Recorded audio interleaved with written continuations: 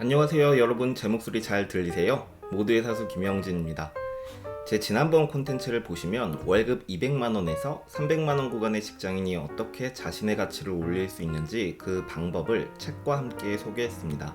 아직 월 소득이 이 구간에 있다면 이 화를 보시고 이번 화를 시청하시는 것이 훨씬 더 도움이 되실 겁니다. 물론 이 영상을 보시는 분들 중엔 대기업에 다니시는 분들이 계실 수도 있습니다. 액수를 보고 영상을 건너뛰지 마세요. 가치를 올리기 위한 방법은 구간별로 같습니다. 금액이 중요한 게 아니니 본질을 놓치지 마세요. 월급 200만원 구간, 즉 입사하고 처음 받는 초봉 구간에 있는 사람은 평판을 만들기 위해 노력하셔야 한다고 말씀드렸습니다. 그럼 평판을 만들고 나면 무엇을 해야 할까요? 그러니까 이 사람한테 일을 맡겨도 되겠다는 신뢰를 얻고 나면 다음에 중요한 것은 무엇일까요? 맞습니다. 지금부터 중요한 것이 바로 성과입니다. 제가 정의하는 성과에는 크게 두 종류가 있습니다. 바로 작은 성과와 큰 성과인데요. 작은 성과란 혼자서 할 수 있는 일을 통해 내는 성과입니다.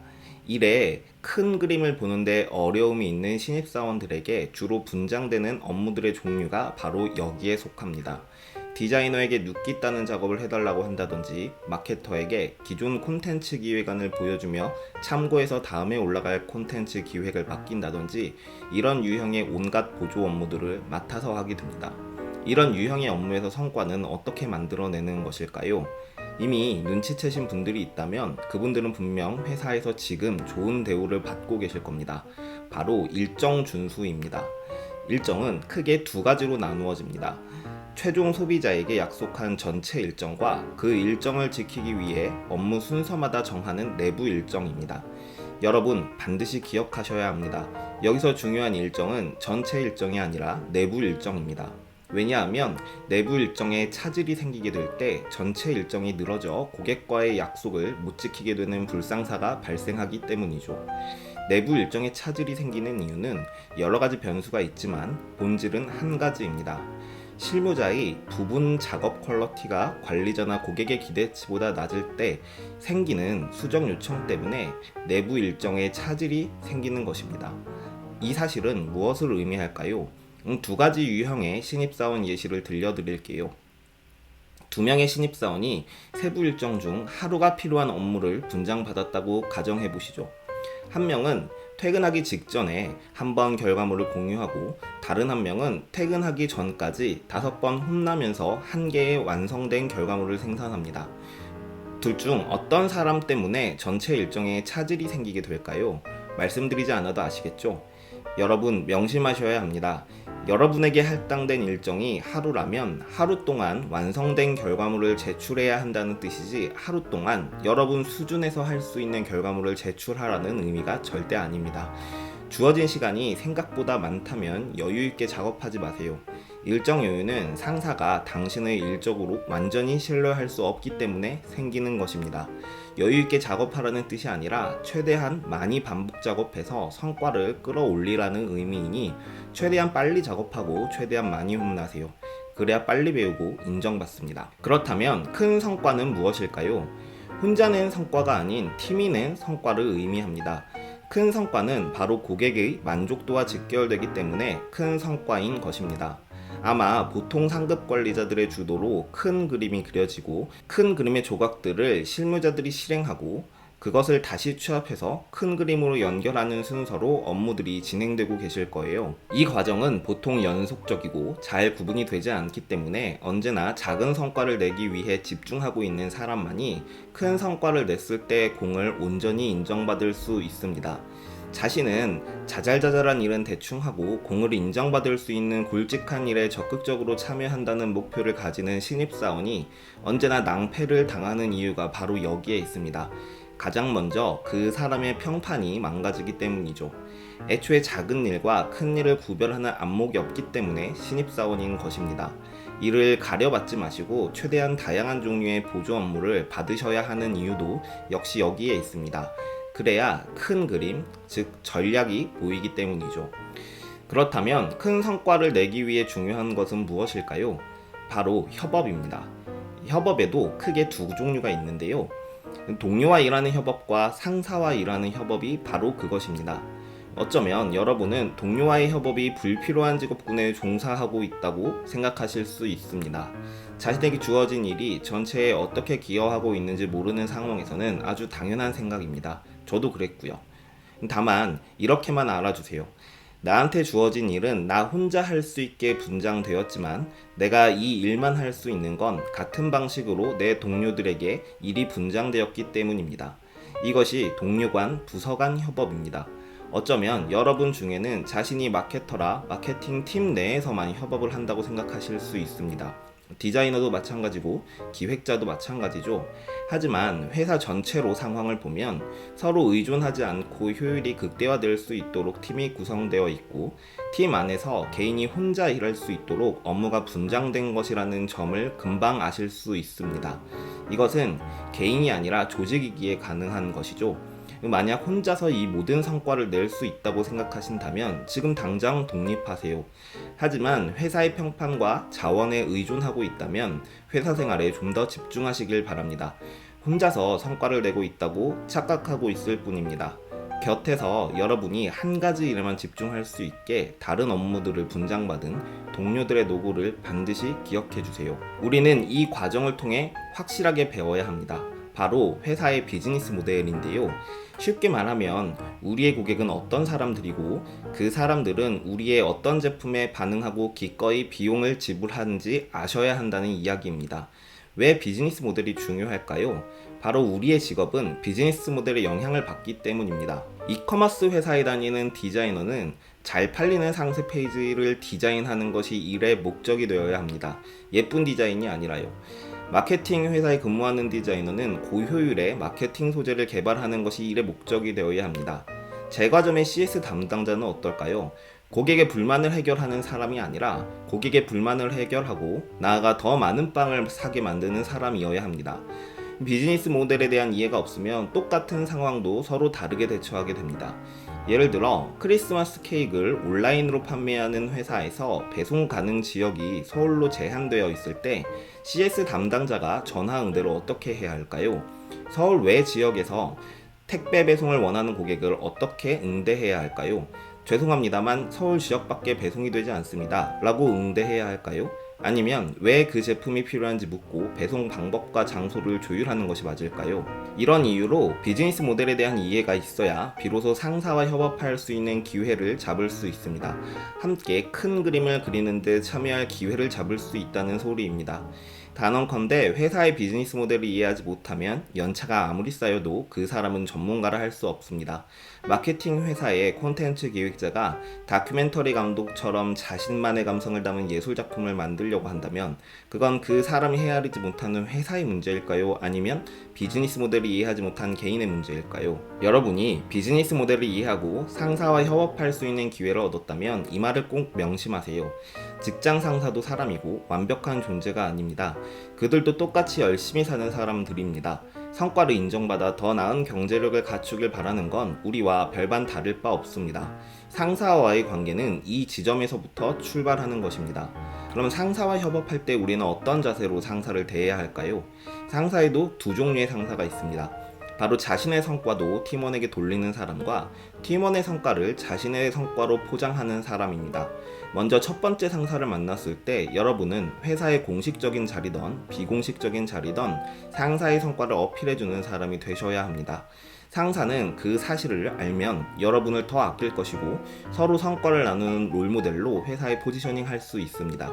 특히 자신의 상사보다 더 높은 상사와의 자리에서 더 신경 써 직속 상사를 칭찬해 주세요. 여러분의 상사는 자신의 직속 상사에게 여러분을 칭찬하기 시작할 테니까요. 바로 설득의 심리학 1권에 나온 상호성의 원칙 때문입니다. 그리고 이 과정이 여러분의 평판을 아주 좋게 만들어주겠죠. 반면 팀원의 성과도 자신의 성과로 포장하는 상사를 만날 때는 어떻게 해야 할까요? 우선 이 상사를 미워하지 마세요. 아까 말씀드렸죠. 이 사람도 나와 같은 사람이고 완벽한 존재가 아닙니다. 회사의 문화가 내부 경쟁을 조장하고 있다면 아무리 뛰어난 사람도 자신의 밥그릇을 먼저 챙기기 마련입니다. 그 사람을 미워하지 말고 인간적으로 대해주세요. 그렇다고 모든 성과를 뺏기시면 안 됩니다. 기회가 생길 때마다 자신의 성과를 어필하셔야 합니다. 이 기회에도 두 가지 종류가 있는데요. 바로 1대1 면담과 연봉 협상입니다. 모두가 있는 자리에서 상사의 성과를 평가절하하거나 자신을 돋보이게 하지 마세요. 상사와 경쟁하면 불리한 건 부하 직원입니다. 왜냐하면 나의 평판과 나의 평가는 바로 위 직속 상사가 하니까요. 실리를 취하셨으면 좋겠습니다.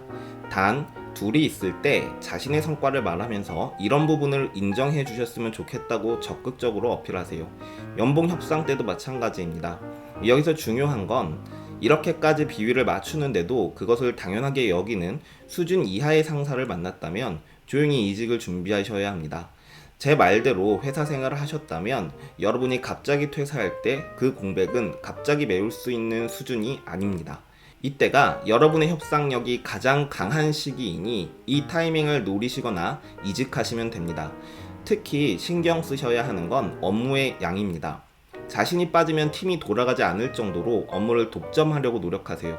누구나 이런 노력을 하는 건 아니기 때문에 평판을 잘 관리하셨다면 업무의 양을 늘리는 건 그리 어렵지 않습니다. 이것만 기억하세요. 업무를 최대한 많이 하고 일정을 최대한 미리 당겨서 진행하는 사람이 되셔야 합니다. 이렇게 했을 때 여러분이 얻을 수 있는 이점은 두 가지가 있습니다. 첫 번째, 이직하면 안 되는 사람으로 포지셔닝 됩니다. 두 번째, 누구한테 물어봐도 함께 일하고 싶은 사람으로 포지셔닝 됩니다. 회사 다니다 보면 그런 사람들 있죠. 저 사람 나가면 나도 간들 거야. 저 사람은 나가면 안 돼. 라고 주변에서 말해주는 사람이요. 이런 영향력은 업무 장악력으로 생깁니다. 업무 장악력이란 쉽게 말해 인수인계할 수 없는 범위의 업무 능력을 의미합니다. 현재 회사가 왜 이 일을 하게 되었는지 히스토리를 알고 있어야 하고 부서 간 협업이 어려울 때 임기응변을 발휘하여 일을 진행시켜 본 경험도 있어야 합니다. 그리고 자신이 휴가를 나갈 때 한 명에게 인수인계하는 것이 아니라 여러 사람에게 인수인계하고 나가야 되는 상황이라면 당신은 업무 장악력이 높은 사람입니다. 빠르면 1년 안에 늦어도 3년만 노력하면 누구나 이런 업무 장악력을 만들 수 있습니다. 이런 노력을 하지 않는 사람들이 대부분이기 때문에 내부의 경쟁자도 별로 없습니다. 자신이 이런 사람이라면 자신을 대체할 인원을 시장에서 찾기도 어렵겠죠. 희소한 인력이 됩니다. 당연히 다음 직장에서 연봉 상승폭이 클 수밖에 없겠죠. 기획팀과 디자인팀이 나눠져 있는 회사에 지원했는데 내가 그 두 가지를 둘 다 할 수 있다면 어떤 대우를 받게 될까요? 가장 현실적으로 많이 받는 제안은 자신의 성과만 증명되면 곧 기획팀과 디자인팀을 통합관리하는 리더로 승진하시게 되는 것입니다. 업무 장악력이 높은 사람은 회사 내에서 직급직책이 없어도 영향력을 행사할 수 있습니다. 어떻게 그게 가능하냐고요? 아마 회사 일로 물어볼 게 생기면 모두 업무 장악력이 높은 사람을 찾기 시작할 거예요. 아마 그런 사람들 주변에서 떠오르지 않으시나요? 그 사람만큼 회사를 속속들이 알고 있는 사람이 없기 때문이에요. 이 기회를 절대 놓치시면 안 됩니다. 기본적인 비즈니스 매너를 철저히 지키세요. 시간 약속이나 자기 자리를 정리정돈하는 것들, 그리고 유용한 정보나 팁들을 자기 동료들, 주변 사람들에게 공유하는 노력, 이런 것들이 자신의 영향력을 만들기 위해 반드시 하셔야 되는 일들입니다. 이때 필요한 실무 능력은 정해진 내부 일정 안에 완성된 결과물을 만들기 위한 자신만의 체크리스트를 만드는 것입니다. 지금 하고 있는 일보다 더 상위의 업무를 하고 싶다면 우선 지금 단계의 업무에서 그 누구보다 탁월해지세요. 그래야 상사가 자신과 비슷한 레벨의 업무를 함께 맡겨볼 수 있겠죠. 여기서 말씀드린 체크리스트는 투두리스트와 다릅니다. 투두리스트가 그날의 계획이라면 체크리스트는 일종의 점검 리스트입니다. 디자인할 때 절대 놓치면 안 되는 요소, 경쟁사 분석할 때 절대 놓치면 안 되는 요소 같은 것들이 체크리스트입니다. 여러분이 여기까지 모두 실행하시고 나면 그때부터는 일하는 틈틈이 면접도 여러 군데 보러 다니면 좋습니다. 경쟁사에서 같은 직무에 얼만큼의 연봉을 제안하는지 스스로 찾아다니면서 자기 객관화 하시는 것이 중요합니다. 막연하게 몸값을 흥정하는 게 아니라 당당하게 요구하려면 시장에서 가치가 얼마인지 계속해서 조사하시려는 노력이 필요합니다. 지금까지 제가 말씀드린 내용을 실행하는데 어려움이 있으신가요? 혹시 그 어려움이 이런 건 아니신가요? 저희 상사와는 말이 안 통해요. 이 회사는 글러먹었어요. 이 사회는 우리에게 너무 많은 것을 요구해요. 등등의 생각이요. 그런 분들에게 저는 이 책을 추천합니다. 바로 미움받을 용기 1권입니다. 책 제목 때문에 단순한 자기계발서라고 많은 사람들이 오해하는데요. 이 책은 심리학 책입니다. 개인 심리학회의 창시자 아들러의 심리학을 알기 쉽게 문답 형태로 구성한 책인데요. 이 책 81페이지의 문장을 하나 소개해드리겠습니다. 고독을 느끼는 것은 자네가 혼자라서가 아닐세. 자네를 둘러싼 타인, 사회, 공동체가 있고 이러한 것들로부터 소외되고 있다고 느끼기 때문에 고독한 거지. 우리는 고독을 느끼는 데에도 타인을 필요로 한다네. 즉 인간은 사회라는 맥락 속에서 비로소 개인이 되는 걸세. 어떤 책인지 감이 바로 오시나요? 제가 위에서 말한 모든 내용을 실행하고 시행착오를 겪는 데 있어서 가장 큰 장애물이 자기 자신이라면 이 책을 반드시 읽어보세요. 자기 자신은 넘어야 할 산이 아니라 이해하고 보듬어줘야 할 대상이니까요. 긴 시간 경청해주셔서 감사합니다.